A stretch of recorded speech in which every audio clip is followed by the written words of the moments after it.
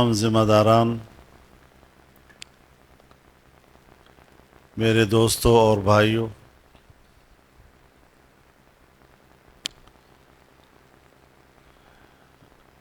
خوشی محسوس کر رہا ہوں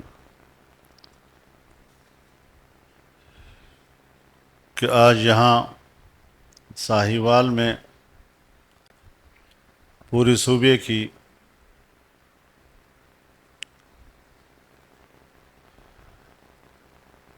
ذمہ داروں کا اجتماع ہو رہا ہے۔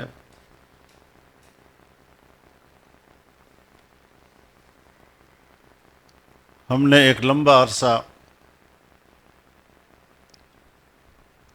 جلسوں، جلوسوں، مظاہروں میں گزارا اور بڑے طویل فاصلے کے ساتھ ایک بار پھر ایک تربیتی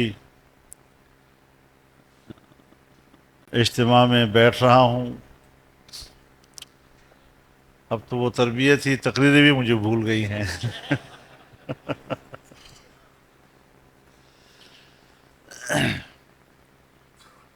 لیکن ساتھیوں کا اس طرح اکٹھا ہونا یہ بذات خود ایک تربیت کا حصہ ہوتا ہے۔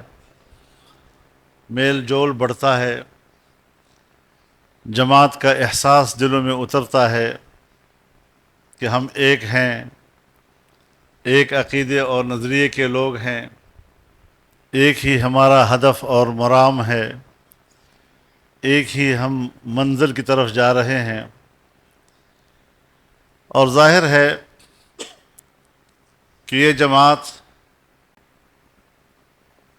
اکابر کی جماعت ہے۔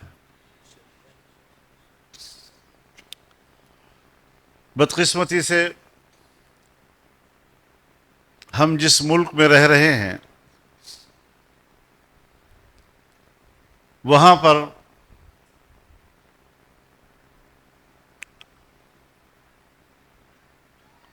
علماء کرام مدارس میں پڑھنے والے، ان کو احساس کمتری میں مبتلا کیا جاتا ہے، اور ہر طرف سے ان کے کانوں میں ایک آواز آتی ہے کہ مولوی کا کام صرف مسجد کے ساتھ ہے، محراب کے ساتھ ہے، ممبر کے ساتھ ہے، مصلی کے ساتھ ہے، سیاست اور ریاست کے ساتھ اس کا کیا تعلق؟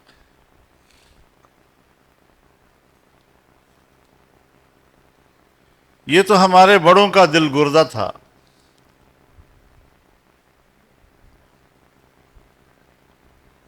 اور ان کے اندر ایک سلگتی ہوئی چنگاری تھی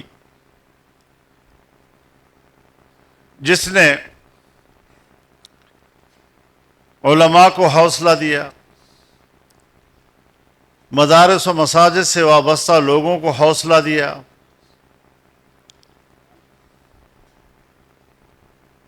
میدان سیاست میں ان کو لا کھڑا کیا، ان کے اندر ایک اعتماد پیدا کیا۔ اور میں پہلے بھی آپ کی خدمت میں عرض کر چکا ہوں کہ بر صغیر کی سب سے قدیم جماعت، سب سے قدیم تحریک وہ جمعیت علماء ہے۔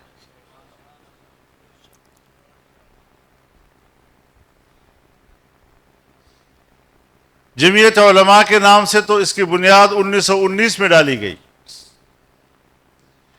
لیکن بر صغیر میں انگریز کے خلاف جہاد کا اعلان تو 1803 میں ہو گیا تھا،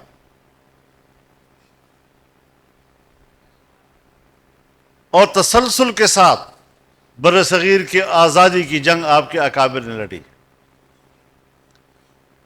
پھر اس سرزمین پر کسی اور کو سیاست کرنے کا حق کیا حاصل؟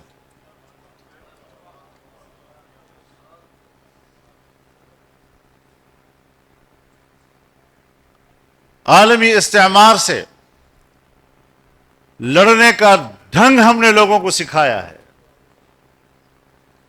ان کے دلوں میں احساس ہم نے ڈالا ہے کہ آزادی کس چیز کو کہتے ہیں، آزادی کے لیے قربانی کیا ہوتی ہے۔ اس کا سبق اگر کسی نے لینا ہو تو وہ ہم سے لے۔ میں تو اس میدان کا آدمی ہوں، آپ بھی اسی میدان کے لوگ ہیں، آس پاس پڑوس میں آپ بھی لوگوں کو دیکھتے ہیں، جدھر دیکھتے ہیں ان کے پیچھے غلامی کی تاریخ ہے، اور صرف آپ ہیں کہ جس کے پیچھے آزادی کی تاریخ ہے۔ پھر ہمارے اندر احساس کمتری کس بات کی، پھر خوف کس چیز کا؟ تو اس لحاظ سے ہمیں احساس برتری کے ساتھ سیاست کرنی ہے۔ علماء کرام اپنے درس میں، اپنے خطبوں میں یہ تو بتاتے ہیں کہ العلماء ورثۃ الانبیاء، کہ علماء انبیاء کے وارث ہیں۔ ان الانبیاء لم یورثوا دینارا ولا درہما بل ورثوا العلم۔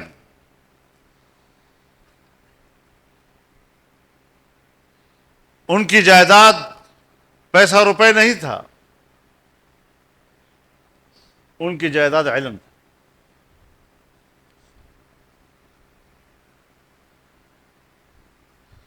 میں جب ختم نبوت کانفرنسوں میں جاتا ہوں تو مجھے اس ماحول میں یہ بات کہنی پڑتی ہے کہ آپ لوگ اس عنوان کو اس طرح کیوں متعارف کراتے ہیں کہ یہ غیر سیاسی عنوان ہے اور یہ سیاست سے بالاتر عنوان ہے؟ یہ تو علمی لحاظ سے بھی شاید ٹھیک بات نہیں ہے۔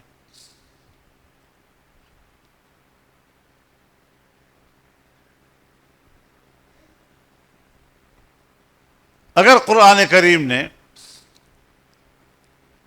جناب رسول اللہ صلی اللہ علیہ وسلم کو خاتم النبیین کہا ہے تو اسی خاتم النبیین کی تشریح آپ نے خود کی ہے، انا خاتم النبیین لا نبی بعدی۔ تو لا نبی بعدی خود بخود اس کی تشریح ہے،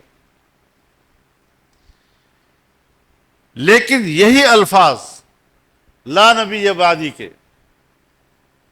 یہ آپ نے وہاں بھی فرمائے، کانت بنو اسرائیل تسوسهم الانبیاء کلما ہلک نبی خلفہ آخر ولا نبی بعد۔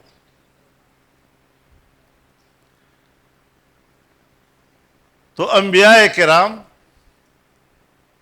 جو توحید کا علم لے کر میدان میں آئے، بندے اور رب کے درمیان رشتہ قائم کرنے کے لیے آئے، توحید کی دعوت چلائی، اور اس پاداش میں ہر ظلم کو برداشت کیا، ہر آزمائش کو برداشت کیا، وہاں پر آپ نے اجتماعی زندگی، مملکتی زندگی کا انتظام و انصرام، اس کا تدبیر و انتظام، اس کی تعلیم بھی دی آپ، اور اسی کو سیاست کہتے ہیں۔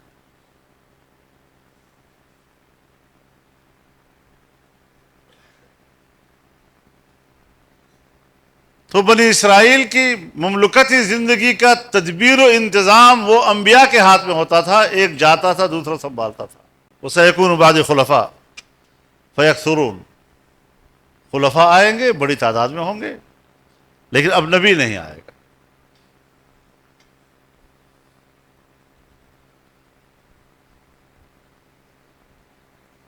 تو جب آپ سیاست کو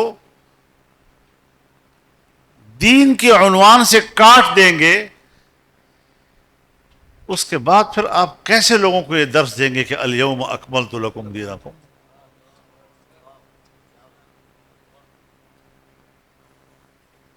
اس کے بغیر کیسے ممکن ہوگا؟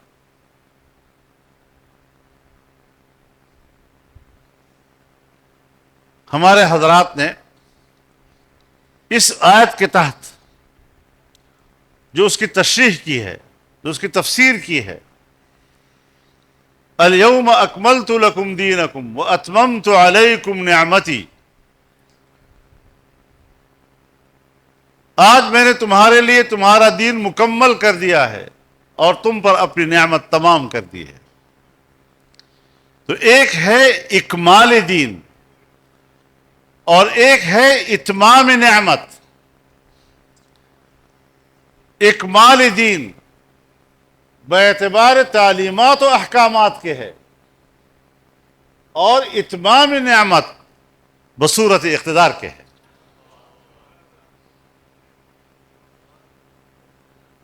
اقتدار میں آئے گا تو اس کے ثمرات اور اس کے جو فوائد ہیں وہ عام آدمی تک پہنچیں گے اس کے۔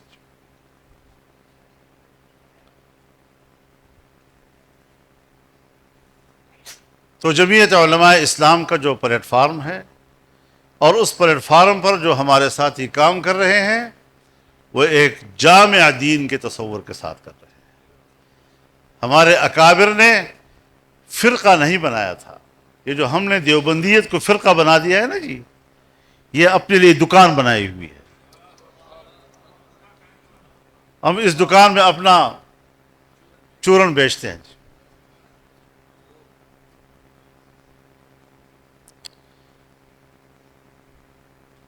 یہ فرقہ نہیں ہے، یہ ہمارے اکابر کی دین کی آفاقی اور عالمگیر تعبیر ہے۔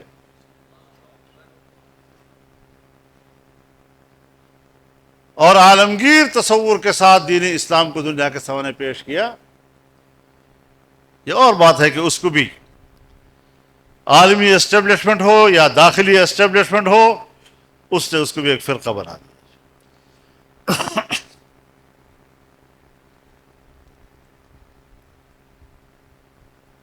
اب ہمارے پاس اپنے اکابر کی جو امانت ہے وہ دو باتیں ہیں۔ پہلی چیز ہے عقیدہ و نظریہ، اور دوسری چیز ہے اس عقیدے اور نظریے کے لیے کام کرنے کا منہج اور رویہ۔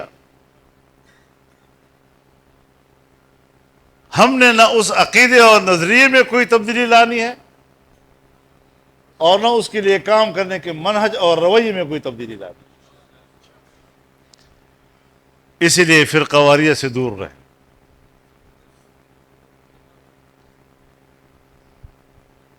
اگر آپ درسگاہ میں بیٹھے ہیں، آپ کے سامنے اہل علم بیٹھے ہیں، آپ بھلا علمی بحث کریں وہاں۔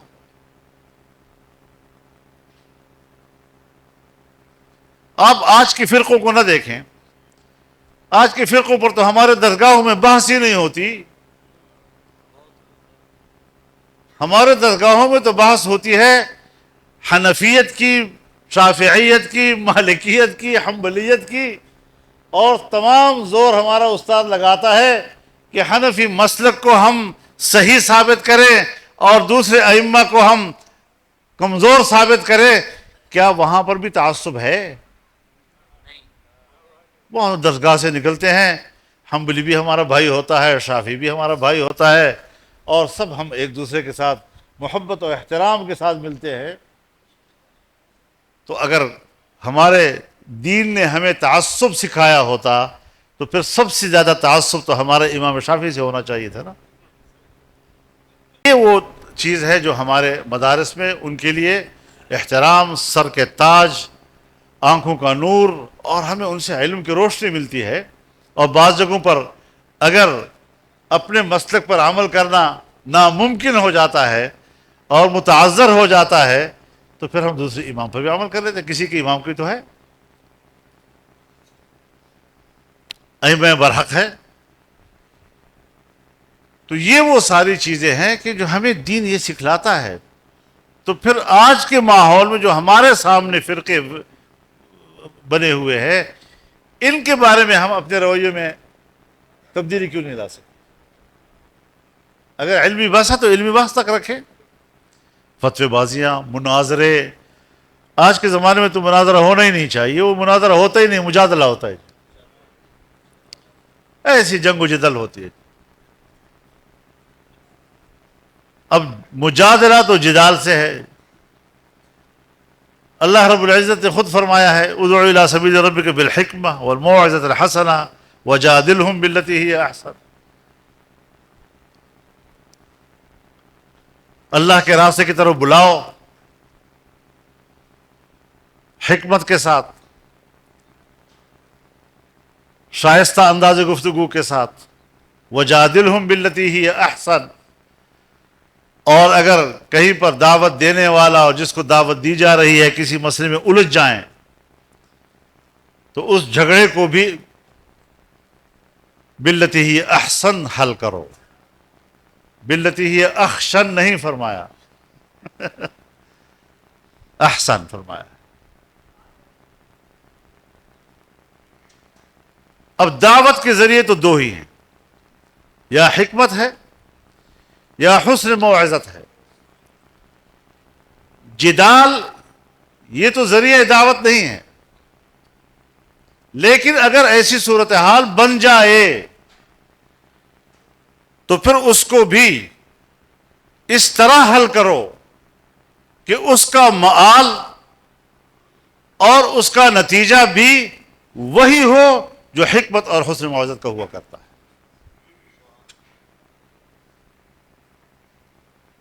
تو اگر ہمارا کسی سے اختلاف ہو جاتا ہے مسائل میں تو ضروری ہے کہ اسٹیج کے اوپر جو ہے ہم ان کو گالیاں دینا شروع کر دیں؟ اگر اس سے فساد پیدا ہوتا ہے پھر کیا کرو گے؟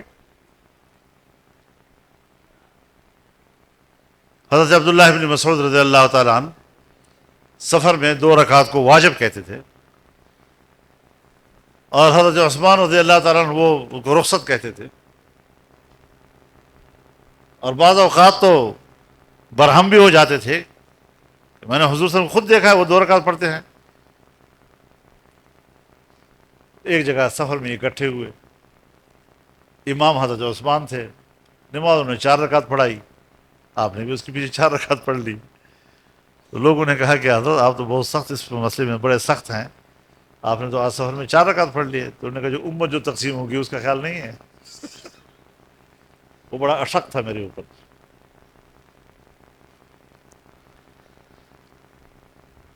تو اصل چیز تو اعتدال ہے، اور اعتدال ہی کمال ہے.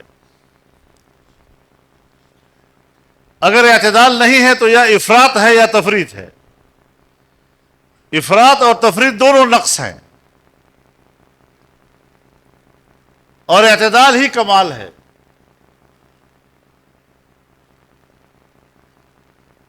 وَكَذَلِكَ جَعَلْنَاكُمْ أُمَّةً وَسَطًا. تو یہاں پر اللہ رب العزت نے لفظ جعل استعمال کیا ہے، یعنی تخلیقی طور پر تم یا نارو نہیں تھے. بحیثیت انسان کے آپ کے اندر جو بہیمیت ہے وہ تو انتہا کی ہے. کوئی بہیمہ انسان کے خواہشات کا مقابلہ نہیں کر سکتا.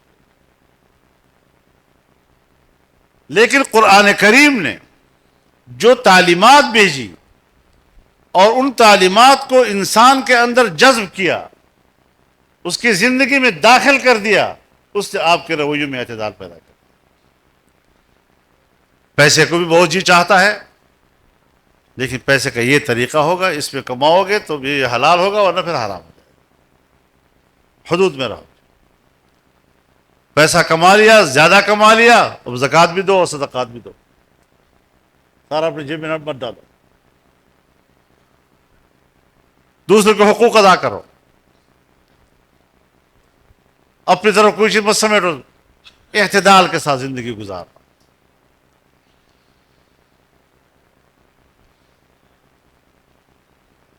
تو ایک میاں نارو امت اللہ نے بنایا ہے اسی کتاب اللہ کی اور رسول اللہ صلی اللہ علیہ وسلم کی تعلیمات کے نتیجے میں.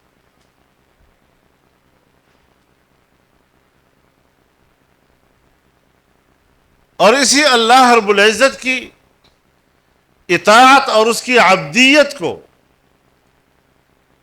ہم آزادی سے تعبیر کرتے ہیں. مجھے ایک میرا دوست تھا، ابھی بھی زندہ ہے، تو وہ سیکولر مائنڈڈ تھا. تو مجھے کہنے لگے کہ مولوی صاحب سڑکوں پر آ کر کھڑے ہوتے ہیں آزادی آزادی آزادی، اور مسجد میں بیٹھ کر سارا دن اللہ کی بندگی اللہ کی بندگی اللہ کی بندگی.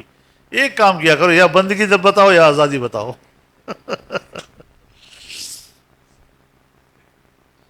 تو میں نے ان سے کہا کہ اس کو سمجھنے کی ضرورت ہے کہ اللہ کی بندگی کا معنی کیا ہے. میں نے کہا اپنے گھر میں ہر انسان کا باپ ایک ہے. ظاہری تخلیق جو ما تحت الاسباب ہے اس میں تو انسان کا باپ ایک ہے، اور پورے کائنات کا خالق بھی ایک ہے. اب جو اولاد اپنے والد کا فرما بردار ہو، اطاعت گزار ہو، اور وہ والد کی دکان پہ بیٹھتا ہو، والد کی زمین میں محنت کرتا ہے، اس کے کارخانے میں دفتر میں بیٹھتا ہے، اس اولاد کو ہمارے معاشرے میں باپ کا نوکر نہیں کہا جاتا. اس اولاد کو جائیداد کا مالک تصور کیا جاتا ہے، اپنے باپ کا وارث کہا جاتا ہے اس کو. ہم اپنے الفاظ میں اس کو نوکر سے تعبیر نہیں کرتے، اس کو ملازم کے لفظ سے تعبیر نہیں کرتے، لیکن معاشی مجبوریاں ہمیں مجبور کر دیتی ہیں کسی طاقتور دولت مند کے دروازے پہ جا کر، سرکار کے دروازے پہ جا کر ہمیں نوکری کرنی پڑتی ہے. معاشی مجبوری ہوتی ہے. ہم ان کے زمین پہ کام کرتے ہیں، مزیرے بن جاتے ہیں. ہم ان کے کارخانے میں کام کرتے ہیں، مزدور بن جاتے ہیں. ہم ان کی دکان پر بیٹھتے ہیں، تو ہمیں پھر مزدور بھی کہا جاتا ہے، ملازم بھی کہا جاتا ہے، مزارع بھی کہا جاتا ہے. تو سب لوگ جانتے ہیں کہ فلاں کا ملازم ہے، لیکن اپنے والد کے حوالے سے کوئی نہیں کہتا کہ یہ نوکر ہے، مزدور ہے، ملازم ہے. اسی طرح جو قومیں ایک خالق کائنات کی عبادت کرتی ہیں اور اس کے سامنے سر جھکاتی ہیں، ان قوموں کو غلام قوم نہیں کہا جاتا، ان کو آزاد قوم کہا جاتا. اور جو مجبور ہوتی ہیں، کوئی امریکہ کے سامنے جھکا ہوا ہے، کوئی برطانیہ کے سامنے جھکا ہوا ہے، کوئی فرانس کے سامنے جھکا ہوا ہے، کوئی جرمنی کے سامنے جھکا ہوا ہے، کوئی اٹلی کے سامنے جھکا ہوا ہے. یہ کالونیاں تھیں نا ان کی جی، اور ہم ان کے حکم پہ فیصلے کرتے تھے اور اطاعت گزار تھے، تو ہم غلام قوم کہلاتے تھے. تو ہمارے اکابر نے تو اس قسم کی قوموں کو اس غلامی سے نکال کر آزادی کی طرف بلایا ہے، یعنی توحید کی طرف بلایا ہے، ایک اللہ کی بندگی کی طرف بلایا ہے. یہ ہے ہماری تاریخ.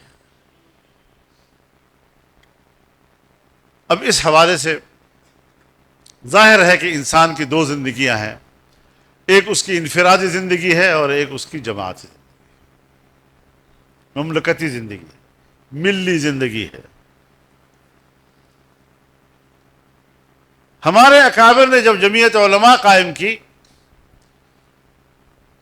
تو جمعیت علماء کے قیام کیوں عمل میں لایا گیا، کیا ضرورت تھی اس کی، تو اس پر رسائل لکھے گئے.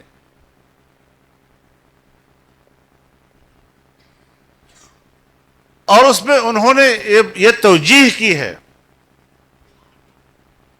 کہ انفرادی معاملات میں تو ایک فرد عالم کی رائے حجت ہے. اگر نماز میں غلطی ہو گئی، دارالفتہ میں چلے جاؤ، مفتی صاحب سے پوچھ لو، مسجد کے امام کے پاس چلے جاؤ، ان سے پوچھ لو. روزے میں غلطی ہو گئی، کوئی میراث کا مسئلہ پیدا ہو گیا، زکوٰۃ کا مسئلہ پیدا ہو گیا، آپ مولوی صاحب کے پاس جا کر ان سے پوچھ لیں۔ نکاح طلاق کا مسئلہ ہو گیا، وہ آپ کو مسئلہ بتا دے گا، آپ اس پر عمل کریں گے، مسئلہ ختم۔ لیکن مملکتی اور ملی زندگی میں ایک فرد عالم کی رائے حجت نہیں ہے، وہاں پر علماء کی جماعت ہونی چاہیے اور وہاں پر شورائی نظام ہونا چاہیے تاکہ اجتماعی زندگی کے لیے اجتماعی رائے وجود میں آئے اور اجتماعی رائے سے قرآن و سنت کی رہنمائی کام زندگی گزارے۔ اس کو بنیاد بنا کر جمعیت علماء قائم کی گئی۔ اور یہ بھی یاد رکھیں کہ جمعیت علماء کے قیام میں ایک مسلک نہیں تھا، پورے بر صغیر کے تمام مکاتب فکر کے علماء کو بلایا گیا تھا۔ بعد میں حالات نے ہر ایک کو اپنے اپنے پلیٹ فارم پر واپس کر دیا، لیکن یہ اور غالباً یہ جو ہمارا پشاور میں 150 سالہ خدمات دارالعلوم، اس موقع پر ایک کتاب چھپی تھی نا، خدمات دارالعلوم نہیں، یہ جمعیت علماء کا ستسارہ جو تھا، جمعیت علماء کا جو ستسارہ تھا اس میں ایک کتاب چھاپی ہے، ہمارے ساتھیوں نے تحقیق کی اس کے اوپر۔ اس میں عنوان کتاب کا یہ دیا ہے مؤسسین جمعیت۔ ویسے تو ہم کہتے ہیں حضرت شیخ الہند مؤسس تھے، لیکن وہاں پر اس کا عنوان ہے مؤسسین جمعیت۔ غالباً اکرام القادری صاحب نے بھی اس میں کام کیا ہوگا، اور اس میں باقاعدہ ان تمام علماء کا ذکر ہے، اور ان علماء کا بھی ذکر ہے جنہوں نے سب سے پہلے جلسہ حضرت شیخ الہند کی مالٹا سے واپسی سے پہلے امرتسر میں کیا تھا، اور اہل حدیث عالم دین تھے، مولانا ثناء اللہ امرتسری، مولانا داؤد غزنوی، ان حضرات نے اہتمام کیا، اور وہاں پر کوئی مسلم پبلک سکول کا ایک ہال تھا، اس میں پہلا اجتماع ہوا۔ مفتی کفایت اللہ صاحب رحمہ اللہ اس میں شریک تھے۔ اب اس حوالے سے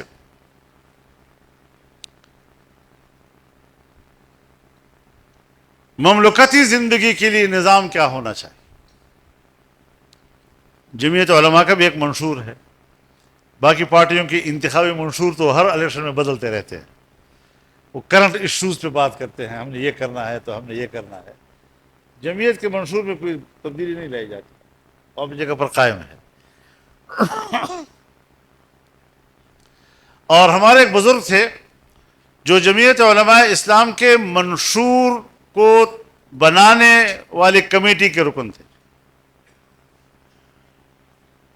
تو میں نے ان سے پوچھ لیا کہ حضرت یہ جو آپ نے جمعیت کا منشور بنایا ہے، اس میں آپ نے صرف امام ابو حنیفہ کی فقہ سے اخذ کیا ہے یا تمام ائمہ مجتہدین کی رائے سے آپ نے استفادہ کیا ہے؟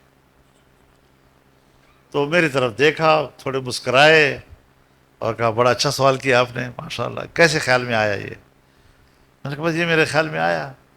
تو انہوں نے کہا کہ باقاعدہ اصول طے ہوا کہ جب ہم جمعیت کا منشور بنائیں گے تو تمام ائمہ مجتہدین کی آراء سے استفادہ کریں گے، یہ اصول طے ہوا۔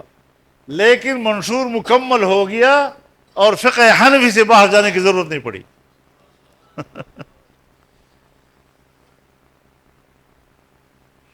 تو یہ منشور آپ کا بنا ہوا ہے۔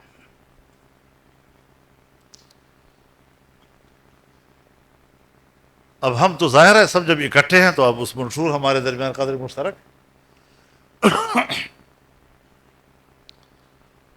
اور اسی منشور کو لے کے آگے جانا ہے۔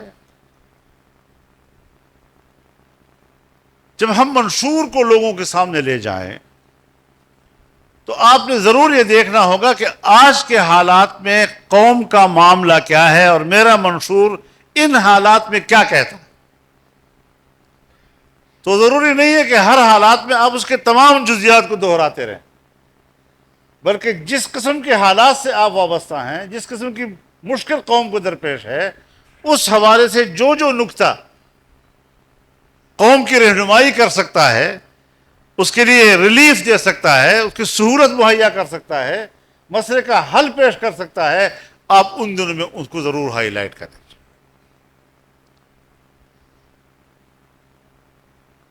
اس کو آگے لائیں۔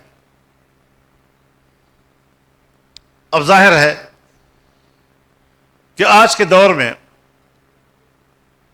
مہنگائی کا مسئلہ ہے، معیشت کا مسئلہ ہے، امن و امان کا مسئلہ ہے۔ اب یہ دونوں چیزیں وہ ہیں کہ بطور ایک طالب علم کے جہاں تک میں سمجھاؤں، ہمارا دین مملکت کے اجتماعی معاملات میں، اجتماعی زندگی میں دو چیزوں کو اہمیت دیتا ہے، امتیاز بخشتا ہے، ایک امن اور ایک معیشت۔ امن سے مراد انسان کے انسانی حقوق، جان کا حق، مال کا حق، عزت و آبرو کا حق، تمام قوانین جو ہے اس کی گرد گھومتے ہیں، تمام قوانین۔ اور دوسری چیز ہے معیشت، اور وہ بھی خوشحال معیشت۔ حضرت ابراہیم علیہ السلام جو توحید کے علم بردار تھے، شرک کے خلاف جنگ لڑ رہے تھے، آگ میں جھونک دیے گئے، کیا کیا مشکلات آپ پر آئیں، اور ہر آزمائش سے کامیابی کے ساتھ نکلے،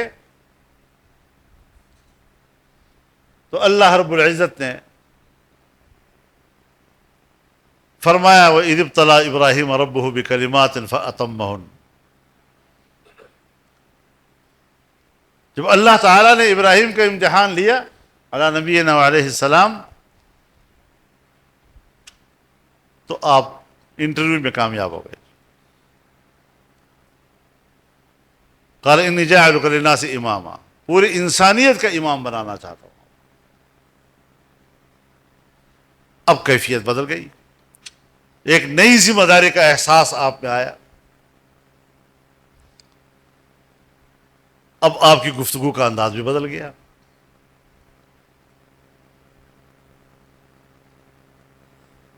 اب آپ کو لوگوں کی قومی زندگی کو ٹھیک کرنے کے لیے اللہ کی طرف رجوع کرنا پڑا۔ وَإِذْ قَالَ إِبْرَاهِيمُ رَبِّ اجْعَلْ هَٰذَا بَلَدًا آمِنًا وَارْزُقْ أَهْلَهُ مِنَ الثَّمَرَاتِ۔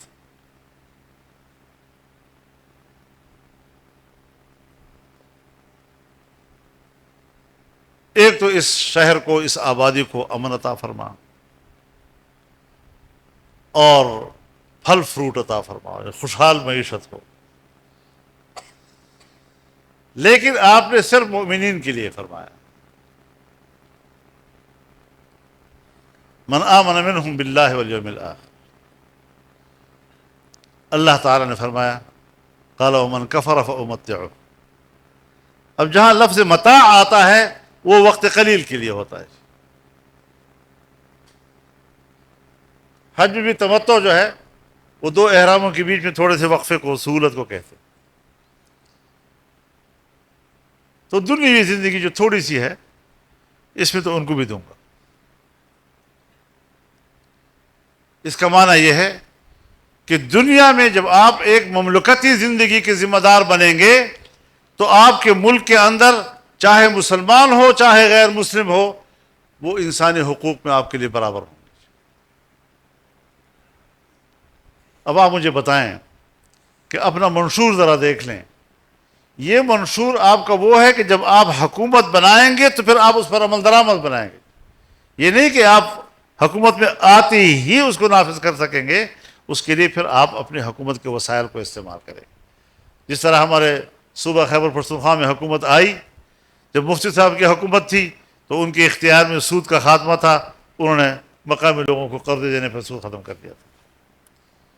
ابھی دوبارہ حکومت آئی تو تعلیم مفت کر دی، جس طرح ہمارے منشور میں لکھا ہوا ہے، علاج مفت کر دی، اور ابتدائی طور پر کی کہ ایمرجنسی مفت کر دی، اور کچھ اور سہولتیں بھی ان کو عطا کر دی، اور تمام ضلعوں میں اے لیول ہاسپٹل بنانے کا فیصلہ کیا۔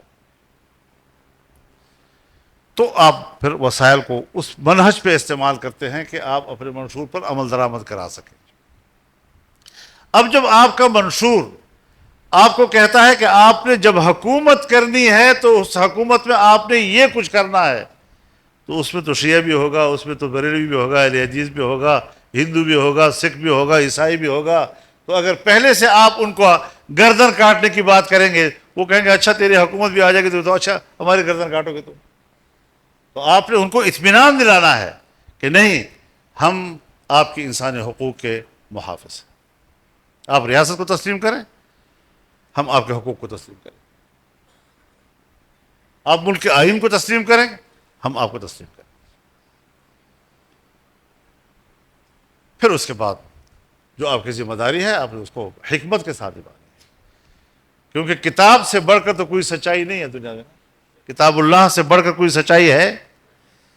اس سچائی کے لیے بھی جگہ جگہ پر اللہ کتاب کے ساتھ والحکمہ والحکمہ والحکمہ کا لفظ استعمال کرتا ہے. جس طرح اوپر سے ایک آرڈر آتا ہے نا ڈپٹی کمشنر کے پاس، اس میں اس کو حکم دیا ہوتا ہے یہ کرو. اب اگر ایز اٹ از وہ کرتا ہے بغیر سوچے سمجھے آنکھیں بند کر کے اس پر عمل درآمد کرتا ہے، وہ اور کام بگاڑ دیتا ہے. اس سے پھر آگے خود سوچنا ہوتا ہے کہ میرے علاقے میں نے اس کی امپلیمنٹیشن کیسے کرنی ہے. تدبیر کرنی ہوتی ہے، مشاورت کے لیے لوگوں کو بلانا ہوتا ہے، اداروں کو بلانا ہوتا ہے کہ یہ حکم آیا ہے، اس کی تعمیل کے لیے ہم نے کس طرح جانا ہے سوسائٹی میں اور گلی کوچے میں. تو کتاب کو بھی دنیا میں نافذ کرنے کے لیے حکمت کی ضرورت ہوتی ہے. اور جب یہ موضوع رسول اللہ صلی اللہ علیہ وسلم کی طرف منتقل ہوتا ہے تو پھر وہ کتاب و سنت بن جاتا ہے، وہی حکمت پھر سنت بن جاتی ہے. تو سنت رسول اللہ بھی حکمت کا ہی تعبیر ہے. تو اس لحاظ سے ہمیں کتاب و سنت، کتاب و حکمت، اس کو مد نظر رکھ کر ملکی نظام کی طرف دیکھنا ہوگا اور سوچنا ہوگا. اس احساس کے ساتھ ہمیں آگے بڑھنا ہے، ہم نے کام کرنا ہے انشاءاللہ العزیز، اور اس کے لیے خود اعتمادی شرط ہے، احساس کمتری نہیں. جہاں جائیں پورے اعتماد کے ساتھ بات کریں. یہ ملک ہمارا ہے، اس ملک کی حفاظت ہمارے اوپر فرض ہے. یہاں پر تو حضرت 5 آدمی آپس میں بیٹھ جاتے ہیں، بیٹھ کر شریعت بھی ان کی اپنی، فتویٰ بھی ان کا اپنا، قضا بھی اس کا اپنا، عمل درآمد بھی اس کا اپنا، اور ان کے رائے کے خلاف پھر آپ کا خون حلال ہے ان کے لیے اگر آپ نے اسے اختلاف کیا. بھلا رائے سے اختلاف کرنا، اس میں بھی آپ کے لیے کوئی کسی کا خون حلال ہو سکتا ہے؟ آپ علماء کرام ہیں،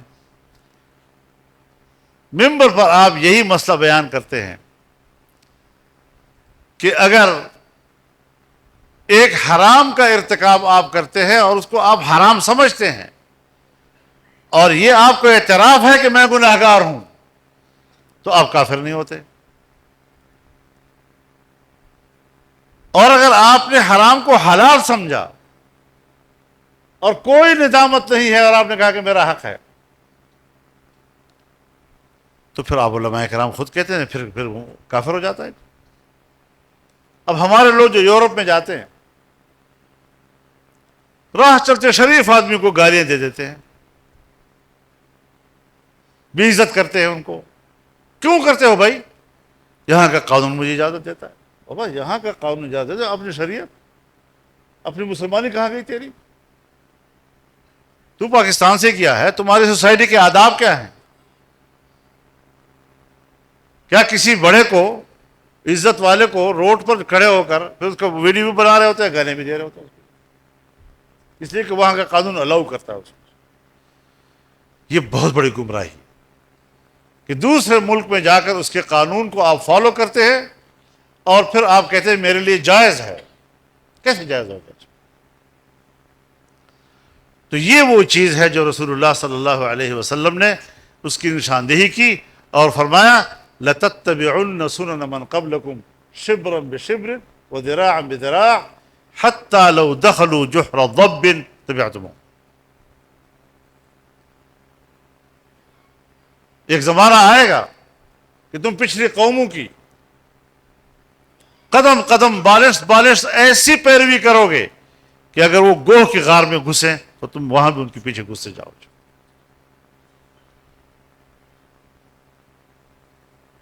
اس دنیا کی پیروی، مغرب کی پیروی، یورپ کی پیروی، اس پر ہمیں فخر ہے. اور اس نظام نے ہمیں سکھایا کیا ہے؟ آپ اسکول کے اساتذہ ہیں، آج بھی آپ کا بچہ جب چھٹی کی درخواست لکھ کر دیتا ہے تو اس پر لکھتا ہے آئی بیگ ٹو سے، میں آپ سے بھیک مانگتا ہوں، یہ کہتے ہوئے. یہ لفظ بھیک مانگنا، آئی بیگ ٹو سے، انگریزوں نے جاری کیا. اور آخر میں لکھتا ہے یور اوبیڈینٹ سرونٹ، آپ کا وفادار غلام، نوکر. وہ انگریزوں کے زمانے میں اسکول میں جو یہ دو لفظ بچے کو سکھائے جاتے تھے وہ آج بھی مروج ہے پاکستان کے اسکولوں میں. کیسے استاد جی؟ ایسا ہے نہیں. وہی غلامی کی چیزیں ہم نے نظام تعلیم میں اب بھی رکھی ہوئی ہے، اور چھوٹی چھوٹی چیزیں ہیں جو بظاہر محسوس نہیں ہوتی، لیکن اس سے ایک ذہن بنتا ہے. بجائے اس کہ باوقار الفاظ ہوں، میں مؤدبانہ عرض کرنا چاہتا ہوں.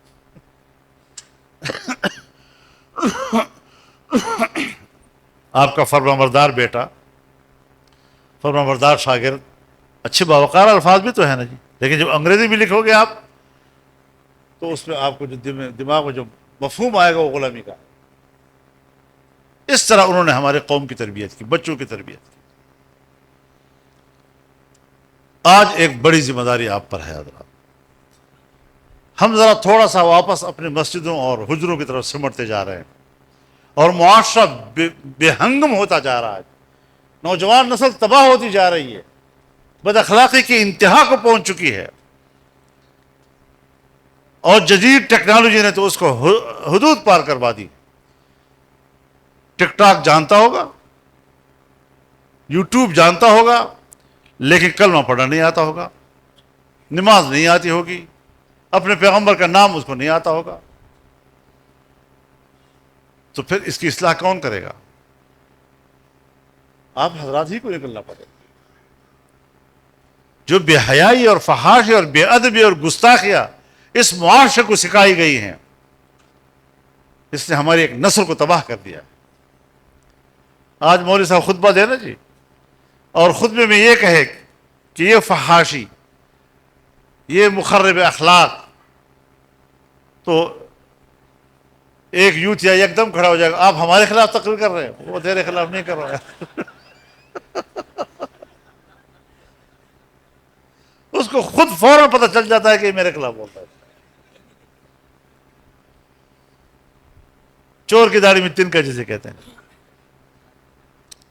یہ ذہنیت پیدا ہو گئی، جرت انہیں پیدا ہو گئی ہے کہ اگر آپ اخلاقیات پر بات کریں گے تو آپ کو ٹوکنے کی بھی ضرورت کرتے ہیں. اس کے لیے معاشرے میں جائیں، گھروں تک جائیں، نوجوانوں کو سمجھائیں، درس میں بلائیں، درس قرآن میں بات کریں ان کے ساتھ، اسکولوں میں بچوں کے سر نو تربیت کا انتظام کیا جائے، اور نئی نسل کو، آنے والی نسل کو بچایا جائے. ورنہ یہ ناسور ہے، یہ معاشرے کو کھائے جا رہا ہے. معاشرہ دو چیزوں سے قائم ہوتا ہے ہمارا، ایک کہ آپ کے اندر ایمان ہے، مذہب ہے، دوسرا جو آپ کے اوپر چادر ہے وہ حیا کی، وہ تہذیب.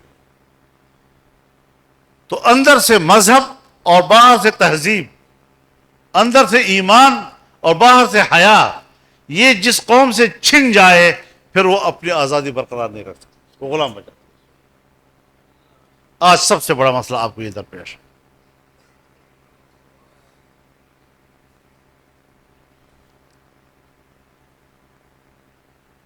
میں اس دن ایک انٹرویو دے رہا تھا تو مجھ سے سوال کیا گیا کہ آپ تو 1.5 سال آپ نے حکومت کی ہے، 3.5 سال انہوں نے حکومت کی ہے، تو کیا فرق ہے؟ آپ نے کوئی مہنگائی کم کی؟ میں نے کہا ذرا اس سے بھی پیچھے چلے جاؤ نا، اس سے بھی پیچھے چلے جاؤ. پہلے بھی تو ہماری ہی حکومت تھی، چاہے اس میں پارٹیاں تھوڑی تھیں، پھر بھی تو 1.5 سال بھی تو ٹھیک ہے ہماری تھی. لیکن تمام ادوار پہ جائیں. میں نے کہا 16-17 میں یا 17-18 میں ہم نے ملک کی معیشت کو دنیا کی معیشت کا 24واں معیشت بنایا.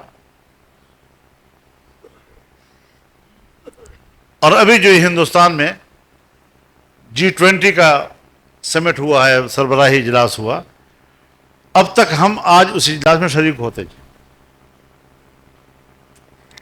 لیکن دنیا کی 24ویں معیشت کی بجائے اس گزشتہ 3.5 سالوں میں ہم 47ویں معیشت پہ آ گئے. یہ انہوں نے ملک کی معیشت کا حشر کیا جی. ہم نے حکومت چھوڑی تو آپ کے بینک میں جو زر مبادلہ کے ذخائر تھے، ریزروز، وہ 16-17 ارب ڈالر کے تھے. جب ان کی حکومت آئی 3.5 سال والی، تو ہمارے ذخائر 2 ارب پہ آ گئے. 2 ارب پہ کہاں گئے، کہاں لوٹے؟ اس کے باوجود یہ ایماندار وہ باقی چور.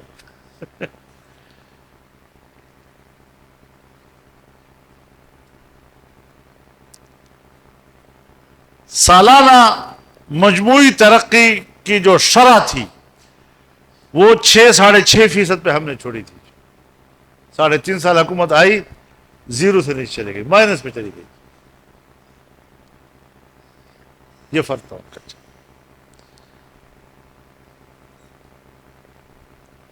ہم نے کوئی معاہدے IMF کے ساتھ ملک کی مفاد کے خلاف نہیں کیے. انہوں نے ملک کو گروی رکھ دیا ان کے ساتھ معاہدات کر کے،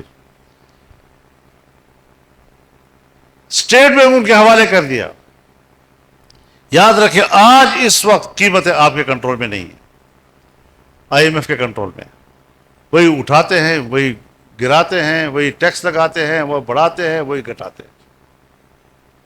ہم بظاہر بیٹھے ہوتے ہیں، لگ تو ہم رہے ہیں کہ ہم کر رہے ہیں. اسٹیٹ بینک آپ کو جواب دہ نہیں ہے، نہ حکومت کو، نہ کابینہ کو، نہ پارلیمنٹ کو. براہ راست IMF کو جواب دے.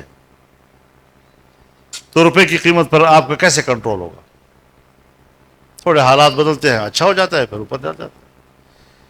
جب گرتا ہے، تھوڑا سا ڈالر گر جاتا ہے تو ہم نے کیا. جب اوپر جاتا ہے تو کہا IMF نے کیا. تو معیشت آپ کی اختیار سے باہر نکال دی گئی.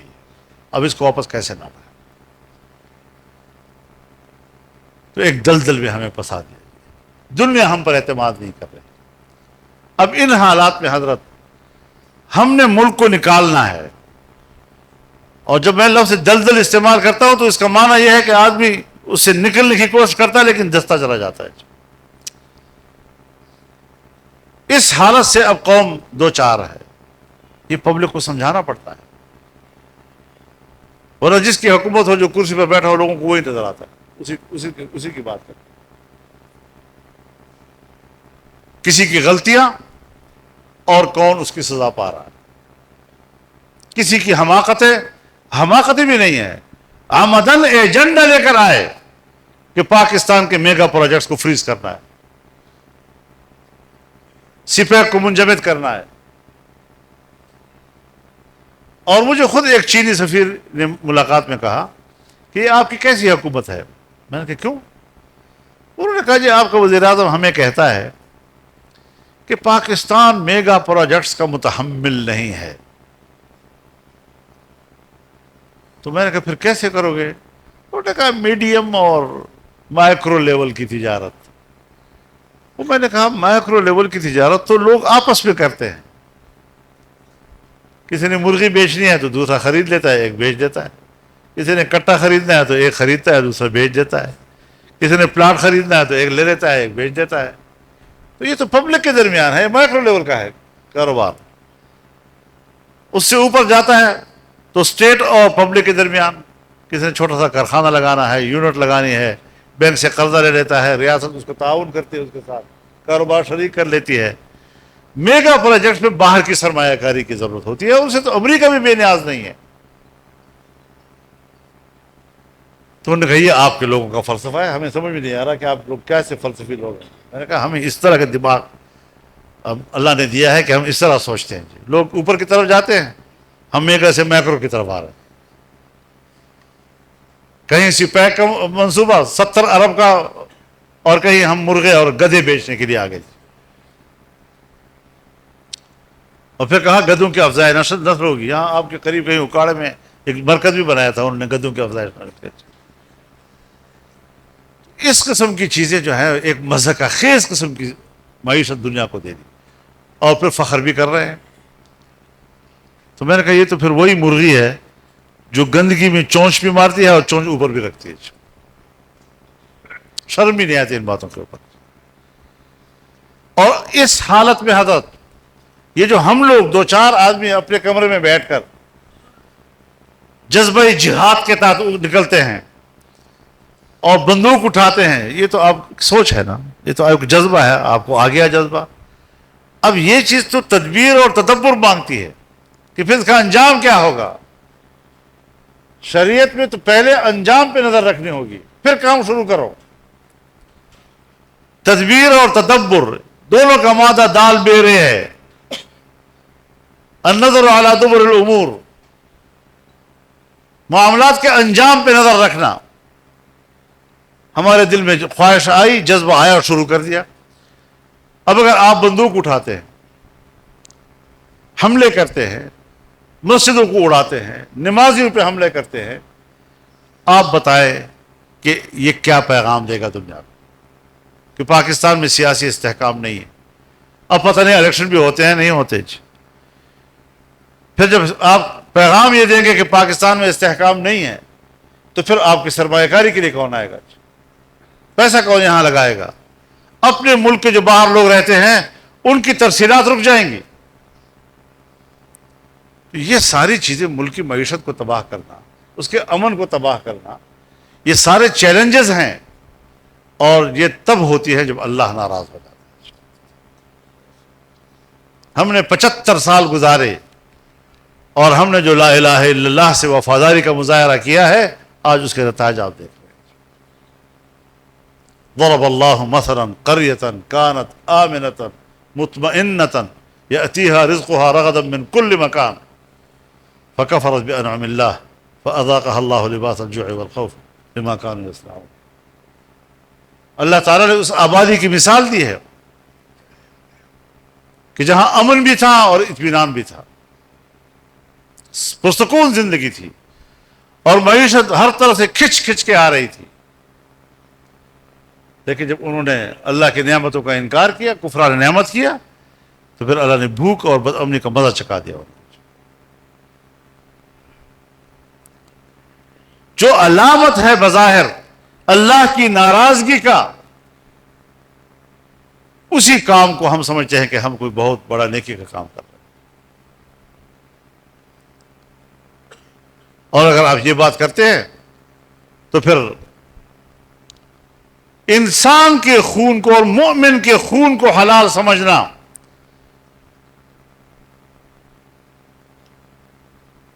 اور حلال سمجھ کر انسانیت کا قتل کرنا،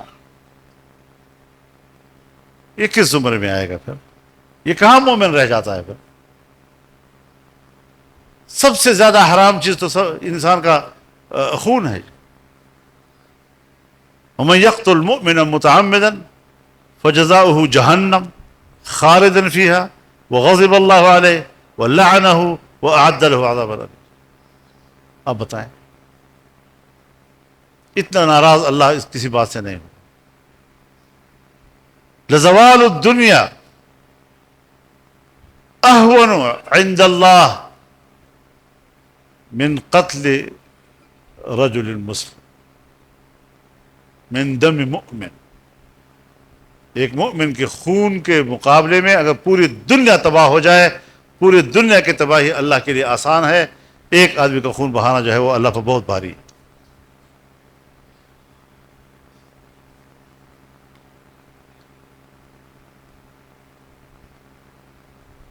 رسول اللہ صلی اللہ علیہ وسلم فرماتے ہیں کہ ایک مومن کا خون کعبے کے انہدام سے زیادہ اللہ پر بھاری. اور ہم کیسے آسانی کے ساتھ لوگوں کو قتل کر رہے ہیں، فخر کرتے ہیں، ذمہ داری قبول کرتے ہیں۔ ان حالات میں اپنے وطن کے لیے، اپنے ملک کے لیے، اس کے امن کے لیے ایک کردار ادا کرنا ہوگا۔ جمعیت علماء ایک ذمہ دار جماعت ہے اس وقت ملک کی، اور ہم نے پوری ذمہ داری کے ساتھ اب آگے بڑھنا ہے۔ اس وقت صفوں میں وحدت کی ضرورت ہے۔ میں جہاں بھی ساتھیوں کے اختلافات دیکھتا ہوں وہ عہدوں پہ ہوتی ہے، کوئی بڑی بات نہیں ہوتی۔ اب ترجیحات تبدیل کر لیتا، جماعتی نظم میں کوئی کمزوریاں ہیں اس کمزوریوں کا ازالہ کرے اور مل کر جماعت کا کام کرے۔ اور آپ کر سکتے ہیں، اس لیے کر سکتے ہیں کہ مجھے تجربہ ہے، اس سے بڑھ کر ہے، ہم نے کام کرنا ہے اپنے منشور کے تحفظ کے لیے کریں۔ جو کچھ اس ملک میں ہوا، وقت نہیں ہے، مجھے اجازت نہیں دے رہا، میں نے سفر بھی کرنا ہے، تو کافی اور بھی باتیں ہو سکتی تھی، لیکن آپ کے پاس یہاں حاضر ہونے، آپ کے پاس بیٹھنے، آپ سے کچھ گفتگو کا موقع ملا، تو یہ کچھ باتیں میں نے عرض کر دی، شاید کہ اتر جائے تیرے دل میں میری بات، تو اللہ تعالیٰ کرے کہ ہم اس پر عمل کرنے بھی کہ اللہ توفیق عطا فرمائے۔ کہنا آسان ہے، پھر عمل کرنا مشکل ہوتا ہے۔ اللہ عمل بھی آسان کر دے ہمارے لیے، اور اللہ ہم سب پہ رحم فرمائے۔ آپ کے اس اجتماع کو اللہ قبول فرما لے۔ السلام علیکم ورحمۃ اللہ۔